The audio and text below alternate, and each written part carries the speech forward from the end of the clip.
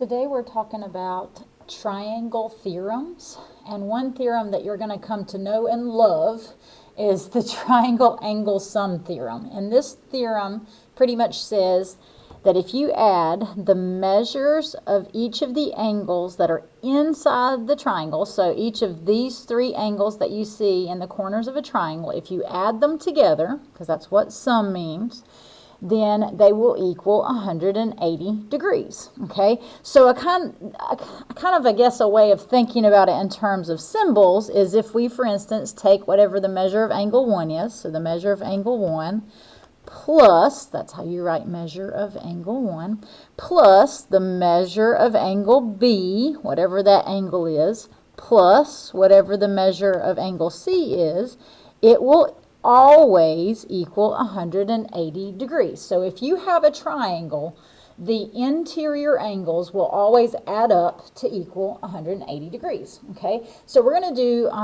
several problems that kind of deal with using that theorem, and then we'll learn a couple other theorems that deal with triangles. So let's say that we have this picture right here, okay? So notice it's a triangle. They're giving us the measure of these angles, and then it asks us to find x. So we are looking for, if we were to measure that angle right there, how many degrees does that angle open? Well, we don't really have a protractor, and this may not be drawn to scale, so we're going to have to use this theorem. So we know that if we add up all those angles, it should equal 180 degrees.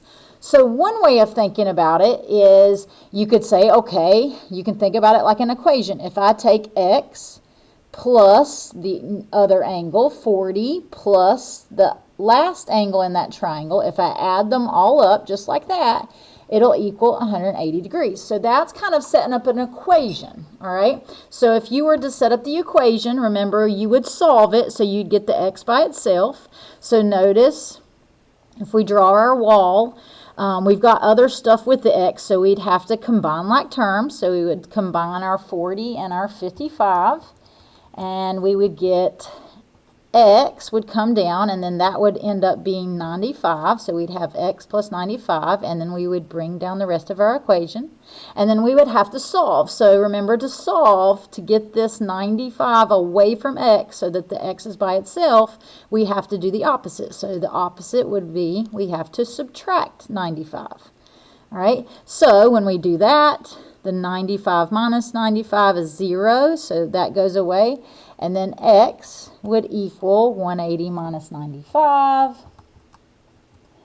which we get 85. So that angle, or x, is 85 degrees. And then if you wanted to check it, remember these three angles, when we add them up, should equal 180. So you could add them up, 40 plus 55 plus 85, and see if it equals 180.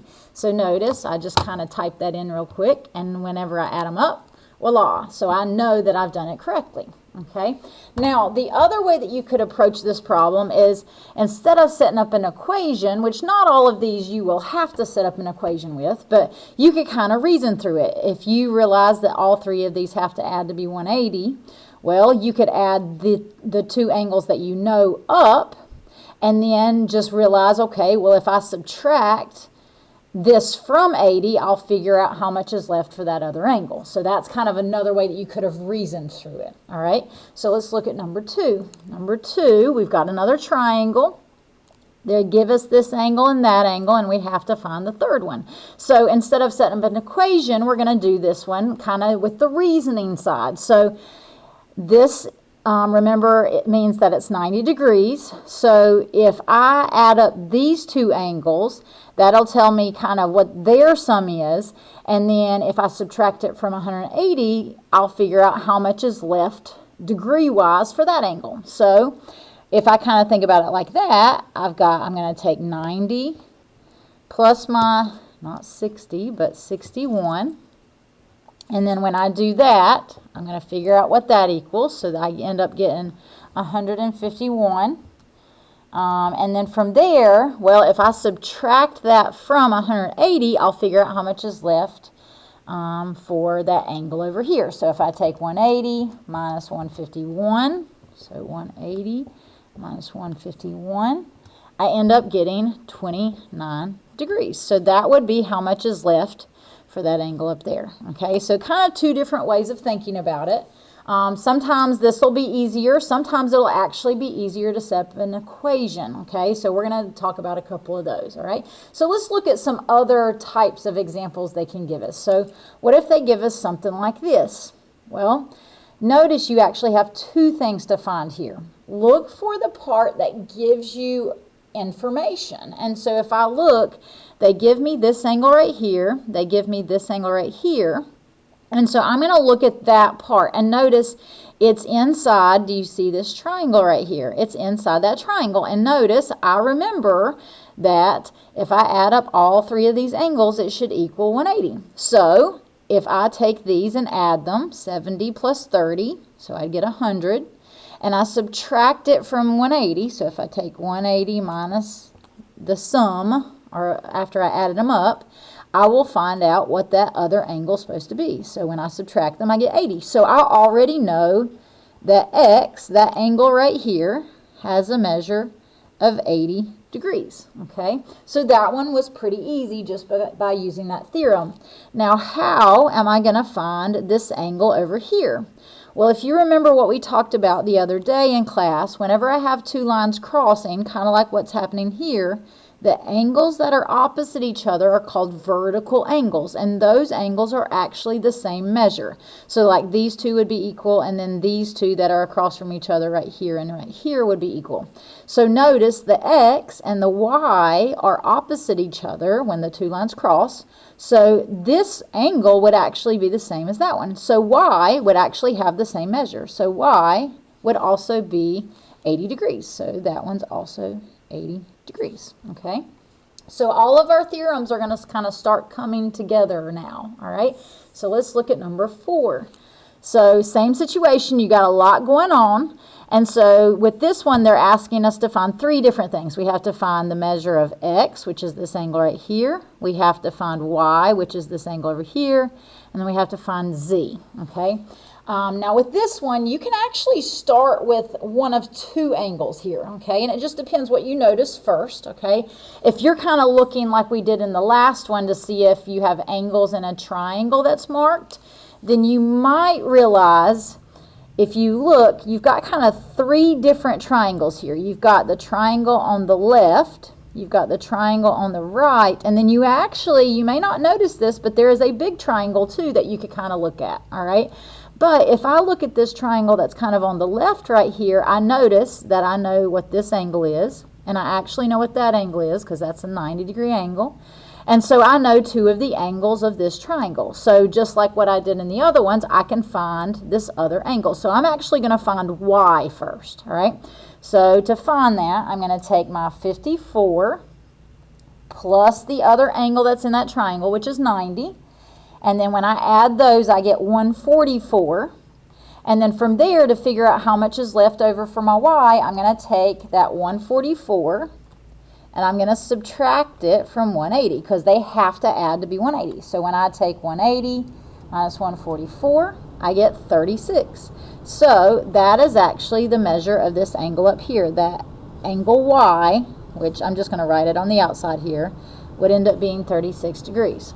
So there's that one. Okay, so now how do I figure out the other ones? Well, z is actually a little easier to figure out because if you think back to one of the theorems we talked about the other day, if you look at angle z and then this 90-degree angle right here, they kind of form that line that's on the bottom here.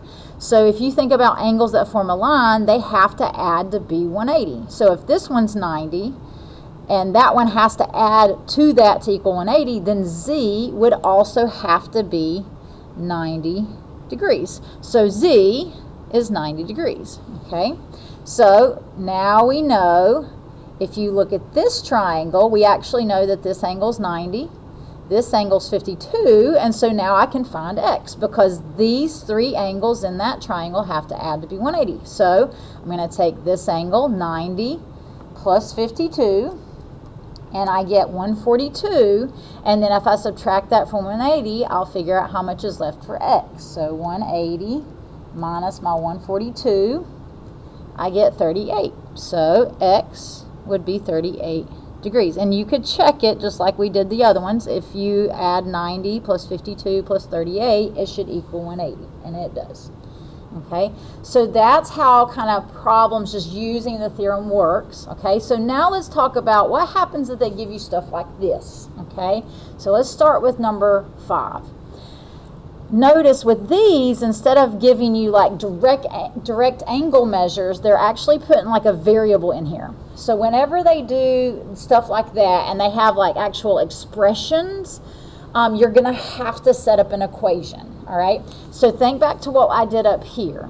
Remember, I told you one way you could think about it is you can think, okay, I got to add this one plus that one plus that one, so kind of like that, and then it would equal 180. That's what we're going to be doing with this one, because notice they give us this angle in the triangle, that one, and the other one, so they're giving us kind of something about all three angles, and then they're asking us what x is equal to. Okay, so what we know is if we take this one plus that one plus that angle, it should equal 180. So that's exactly what we're going to write down, but we're going to write it down as an equation. So if I take this angle, you write the whole thing down. So, 20x plus 10 is that angle. So that angle plus the next angle, and it doesn't really matter which one you put first, second, or third because you're adding them. So I'm going to go to this one, plus the 4x minus 4, plus that last angle, 18. When I add up all three of my angles, it should equal 180 degrees. So there's my equation. Now I just have to solve it. So think back to solving regular equations. You start by combining like terms, so you look at each side of your equal sign, so that's one side, that's the other side, and notice we got to make it look a little bit easier here. So I've got to take my like terms, so like 20x, and then that 4x are like terms, and then my constants I will also combine because those are like terms. I'm going to put all my like terms together, so I got 20x plus 4x, which is 24x. And then I'm going to combine these. So I've got 10 minus 4, which is 6. And then I have to take 6 plus 18. So 6 plus 18, we get 24. Okay, so when I combine like terms, that's what I got out of it. And then I just have to bring down the rest of my equation. So I'm going to bring down the equals 180. And then I just have to solve. So to solve, you want to get the constants to the other side first. So I'm going to subtract my 24. Okay, so my 24x will come down. 24 minus 24 is 0. And then on the other side, I'm going to take 180 minus 24. And I get 156. Okay, and then to solve for x, well, I'm multiplying by 24, so I have to divide by 24. And so when I take 156 divided by 24, I get 6.5. So that is x. All right, so now, one other thing that they could actually ask you for is they could actually ask you what are the actual measures of these angles. Well, you already know the measure of angle C, but they might ask you what is the measure of angle A, and then what's the measure of angle B. So if they actually ask you for the measures, well, you just found what x was. All you have to do is plug it in, and it'll tell you the measure. So if they asked you, like, what's the measure of angle B, you would take that, and where you see the x, you would plug in what you got for x. So it'd be 20 times 6.5 plus 10. So 20 times 6.5 is 130. And then if I add 10, I get 140. So that angle ends up being 140 degrees. So that's a really obtuse angle. Okay.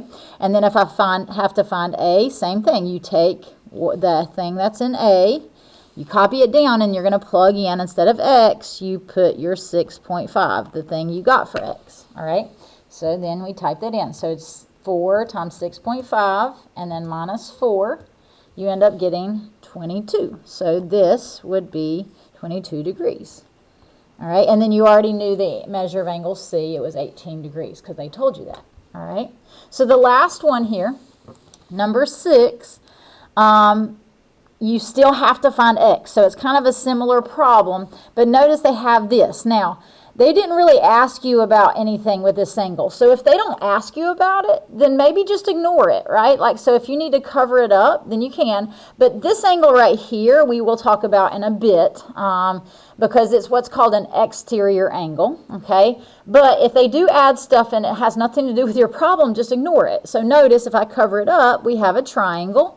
It's got 3 angles that are marked, and we have to find x. So we have to know something about those angles, and we do. We know if we add up all those angles, it should equal 180. So I'm going to do exactly what I did in the other one. I'm going to add them up. So I'm going to take one of my angles, 5x plus 10, plus another angle, 4x minus 1, plus the last one, which is 90.